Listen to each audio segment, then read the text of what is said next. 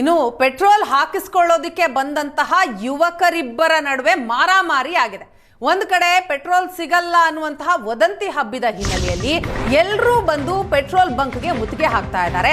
ಈ ಸಂದರ್ಭದಲ್ಲಿ ಪೆಟ್ರೋಲ್ ಹಾಕಿಸ್ಕೊಳ್ಳೋದಕ್ಕೆ ಬಂದಂತಹ ಯುವಕರಿಬ್ಬರು ಹೊಡೆದಾಡ್ಕೊಂಡಿದ್ದಾರೆ. ಮೈ ಮೇಲಿನ ಬಟ್ಟೆಯನ್ನ ಹರಿದು ಹಾಕಿ ಹೊಡೆದಾಡಿಕೊಂಡಿದ್ದಾರೆ ಯುವಕರಿಬ್ಬರು.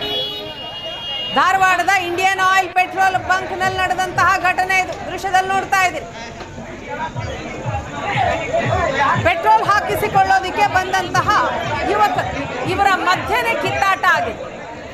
ಪೆಟ್ರೋಲ್ ಸಿಗ್ತಿಲ್ಲ ಅನ್ನೋ ಕಾರಣಕ್ಕೆ ಬಂಕ್ಗೆ ಬಂದಿದ್ದಾರೆ. ಕ್ಯೂ ಇದೆ. ಪೆಟ್ರೋಲ್ ಬಂಕ್ ಒಂದರ ಮುಂದೆ ಎಷ್ಟು ಜನ ಇದ್ದಾರೆ ಅನ್ನೋದನ್ನ ನೋಡ್ತಾ ಇದ್ದೀವಿ. ಅದರ ಮಧ್ಯದಲ್ಲಿ ಇಬ್ಬರು ಯುವಕರ ನಡುವೆ ಮಾರಾಮಾರಿ ನಡೆದಿದೆ. ಬಟ್ಟೆ ಹರಿದುಕೊಂಡು ಗಲಾಟೆ ಮಾಡ್ಕೊಂಡಿದ್ದಾರೆ, ಹೊಡೆದಾಡ್ಕೊಂಡಿದ್ದಾರೆ.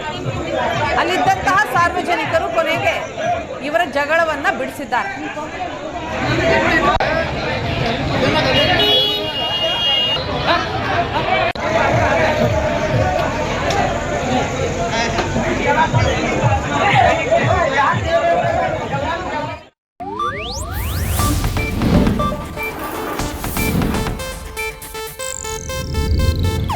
ಇದು ಏಷ್ಯಾನೆಟ್ ನ್ಯೂಸ್ ನೆಟ್ವರ್ಕ್ ಪ್ರಸ್ತುತಿ.